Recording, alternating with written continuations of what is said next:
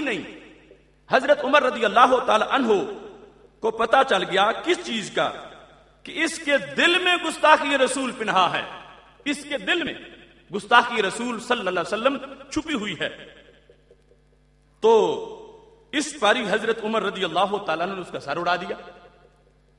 اب وہ جو 82-85 والا دین جو ہے اس میں تو یہ ہے کہ لفظ بولے ہی نہیں, دل جو ہے اس کے اندر چونکہ توہین کا جذبہ, تو حضرت عمر رضی اللہ تعالیٰ عنہ نے اس کے لحاظ سے اس کا سر اتار دیا ہے.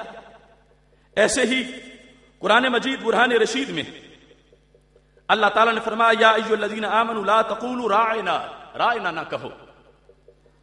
اب راعنا کا ایک معنی صحیح بھی ہے, مگر اللہ نے حرام کر دیا کہ راعنا تم نے نہیں کہنا. اس پر بحث کرتے ہوئے اپنی کتاب کے صفحہ نمبر 97 پر یہ لکھا کہ موہم تحقیر لفظ کا استعمال گستاخی و کفر ہے, کہ سری کی بات نہیں جس میں وام پڑے کہ اس میں توہین ہے.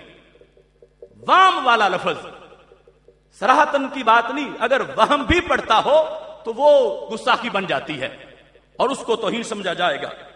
اور تفصیل میں اس صفحے پر یہ لکھا کہ ایسا لفظ کبھی بھول کر بھی استعمال مت کریں, کیونکہ یہ نہ صرف گستاخی ہے بلکہ کفر ہے. غرضے کے محض وہم کے بھی جس میں تحقیر اور توہین کا پہلو پایا جائے تو ایسا لفظ شان رسالت صلی اللہ علیہ وسلم میں بولنے والا شخص کافر ہو جاتا ہے, اگرچہ وہ اس لفظ کے استعمال سے اہانت و توہین اور تنقیص و تحقیر کی نیت بھی نہ رکھتا ہو. اس لیے قرآن حکیم نے بے ادبی و گستاخی سے رکنے کا حکم دے کر یہ فرمایا ہے وَلِلْكَافِرِينَ عَذَابٌ أَلِيمٌ. اب یہاں پر یہ واضح لکھا کہ اس شخص نے جو ایسا لفظ بولا جس میں توہین کا پہلو پایا جائے. اب کہتا ہے توہین کا پہلو ہے لیکن ساری توہین نہیں سلمان تاثیر کی, ہم تو ساری ثابت کریں گے, لیکن پہلو ماننے والا اب یہ تو مانے کہ اس وقت کیا وجہ تھی کہ یہ لکھا, اور آج کیا وجہ ہے کہ اس کے خلاف کہتا ہے کہ کلمہ بھی صریح ہو, نیت بھی صریح ہو, ہر چیز صریح ہو, اور پھر عدم کفر کا احتمال نہ ظاہر میں ہو نہ باطن میں ہو, اور پھر ساری دنیا متفق ہو جائے, پھر جا کے توہین بنے گی, توہین پر سب متفق ہو جائیں گے. تو یہاں اکیلے حضرت عمر رضی اللہ تعالیٰ عنہ کا معاملہ, اور پھر رائنا کے لحاظ سے خود لکھا کہ جس کے اندر وہم بھی توہین کا موجود ہو, ایسا لفظ شان رسالت کے بارے میں بولنا ہرگز جائز نہیں ہے. بلکہ اس کتاب کے لحاظ سے اگر اس کا صفحہ نمبر 104 جو ہے اس کو دیکھا جائے تو اس میں کیا لکھا ہے, غرضے کہ اسلامی ریاست کا قانون و ضابطہ احانت رسالت مآب صلی اللہ علیہ وسلم کے خاتمے کے لیے اتنی سری عبارت پر مشتمل ہونا چاہیے. یہ ضابطہ سنو, یعنی توہین رسالت کے لحاظ سے قانون کیسا ہونا چاہیے, پرانا دین جو تھا اس کے لحاظ سے کہتا ہے کہ غرضے کہ اسلامی ریاست کا قانون و ضابطہ احانت رسالت مآب صلی اللہ علیہ وسلم کے خاتمے کے لیے اتنی سری عبارت پر مشتمل ہونا چاہیے کہ اس میں محض کسی کو یہ کہہ کر بچ جانے کی گنجائش اور موقع نہ ملے کہ جو لفظ میں نے بولا اس میں میں صراحتاً حضور کی گستاخی, اس میں صراحتاً حضور صلی اللہ علیہ وسلم کی گستاخی ثابت نہیں ہوتی بلکہ اس میں فقط احتمال اور شائبہ ہے. کہتا ہے قانون ایسا ہونا چاہیے تو کوئی بندہ یہ کہہ کے بچ نہ سکے کہ میں نے جو بولا اس میں صراحتاً توہین نہیں, اس میں صرف شائبہ ہے توہین کا. قانون ایسا ہونا چاہیے کہ جس لفظ میں توہین کا شائبہ بھی ہو اس کو بھی واجب القتل قرار دیا جائے. یہ اس کتاب کی صفحہ نمبر 104 پر موجود ہے.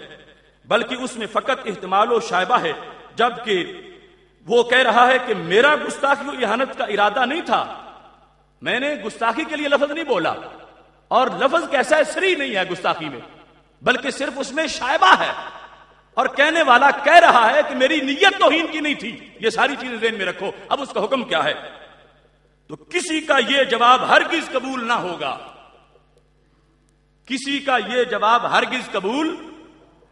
کیا جواب کہ لفظ صریح نہیں, لفظ میں شائبہ ہے صرف, اور میری نیت توہین کی نہیں. تو کہتا ہے اگر کوئی شخص ایسا کہہ کے بچنا چاہتا ہے تو یہ جواب اس کا ہرگز قبول نہیں ہوگا.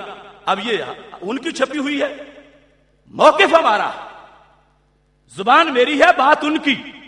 یا دیکھ لو، اگر کوئی چاہے گا ہم عدالت میں جا کر ثابت کریں اس شخص نے یو ٹرن کیوں لیا.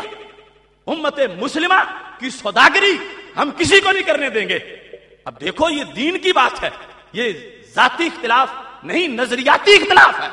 ہمارے جیتے جاگتے ہوئے اس طرح کی باتیں کر دی جائیں اور لوگوں کو اس طرح دھول میں ڈال کے وہ جا کے جو رنگ روڈ پہ چڑھ گیا ہے ہم بتائیں گے کہ صورتحال پہلے کی کیا ہے. اس میں لکھا ہے آپ نے اگر کوئی شخص یوں کہہ کے کہ میری نیت نہیں تھی، توہین کی اور لفظ سری نہیں تھا اور صرف شائبہ ہے تو مجھے چھوڑ دیا جائے.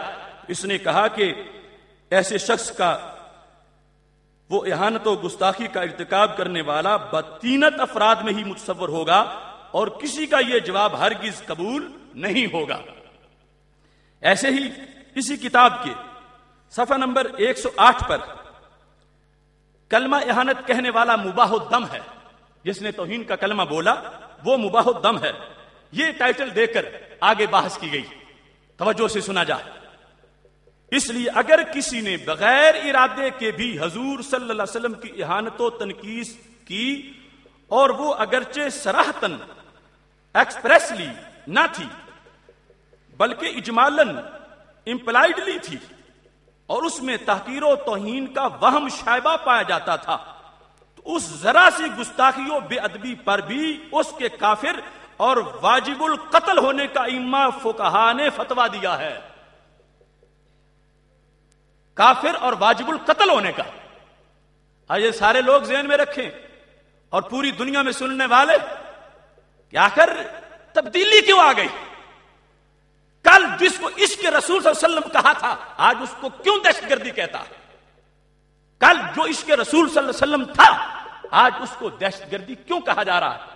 اور یہ بات بھی سوچنے والی ہے کہ جس شخص نے آج ہمیں کہا کہ یہ تم اس طرح کر کے اپنے اہل سنت پہ الزام لگوانا چاہتے ہو کہ یہ بھی دہشت گرد ہیں. میں نے بڑی محنت سے وہ خوارج والا فتویٰ دے کر میں نے دوسروں کو دہشت گرد ثابت کیا تھا اور تم اہل سنت کو بھی دہشت گرد بنا رہے ہو. تو میں یہ بتانا چاہتا ہوں اس فتوے سے پہلے 6 ماہ پہلے ہماری تحقیقات منظر عام پہ آ چکی تھیں اور ان میں فتنہ خوارج کے بارے میں وہ کچھ ہے جو تمہارے فتوے میں موجود نہیں ہے. اور مغرب کی گود میں بیٹھ کے فتوے دینا اور ہے اور دھماکوں میں کھڑے ہو کے فتوے دینا اور ہے. اور یہ بات بھی ذہن میں رکھی جا. وہ کہتا ہے کہ میں نے ثابت کیا کہ یہ ہم تصوف والے ہیں اور تصوف والے پر اب یہ جلوس نکالنے والے دہشت گردی کا لیبل لگانا چاہتے ہیں. میں یہ بھی بتانا چاہتا ہوں ہم تیرے ڈانس والے تصور کو نہیں مانتے. ہم حضرت خواجہ غریب نواز معین الدین چشتی اجمیری کے تصوف کو مانتے ہیں جو تلواروں والا تصوف ہے. ہم حضرت مجدد الفسانی رحمت اللہ علیہ کے تصوف کو مانتے ہیں کہ اکبر کے دربار میں اور بعد میں جہانگیر کے دربار میں انہوں نے حق کی آواز بلند کی، دبایا گیا کہ سر جھک جائے، مگر جہانگیر کے دربار میں ناک سے خون بہ نکلا، مجدد نے سر نہیں جھکنے دیا اور کہا ایک ہے کعبہ میرا اور ایک ہی مسجود ہے، ہر جگہ موضوع نہیں ہے سر جھکانے کے لیے. ہم تو وہ تصور مانتے ہیں.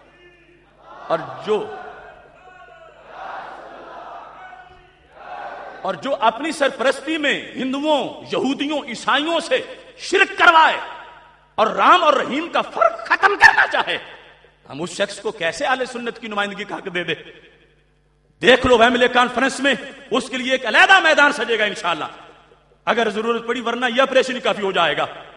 ایسی صورتحال سامنے لائی جا رہی ہے کہ جس میں اب یہاں دیکھ لو یہ واضح طور پر یہ لکھا گیا ہے، دوبارہ سن لیں. اس لیے اگر کسی نے بغیر ارادے کے بھی حضور صلی اللہ علیہ وسلم کی اہانت و تنقیص کی اور وہ اگرچہ صراحتاً ایکسپریسلی نہ تھی بلکہ اجمالاً امپلائڈلی تھی اور اس میں تحقیر و توہین کا وہم شائبہ پایا جاتا تھا، صریح لفظ کی بات ہی نہیں کر رہا، وہم پایا جاتا تھا.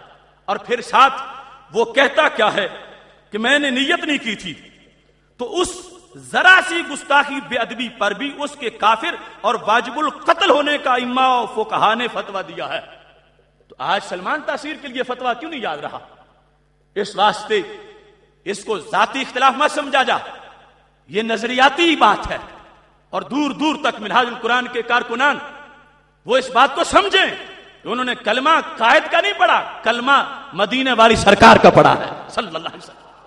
اور کتنا افسوس ہے کہ جو لوگ کہہ رہے ہیں کہ عشق رسول صلی اللہ علیہ وسلم کے لیے نکلنا ریلیوں کی یہ دہشت گردی ہے، ہمیں پتا ہے جب ان کے قائد کے خلاف ایک چینل نے کچھ کہا تھا تو وہ ڈنڈے لے کے اس کو توڑنے چلے گئے تھے، محاصرہ کر لیا تھا۔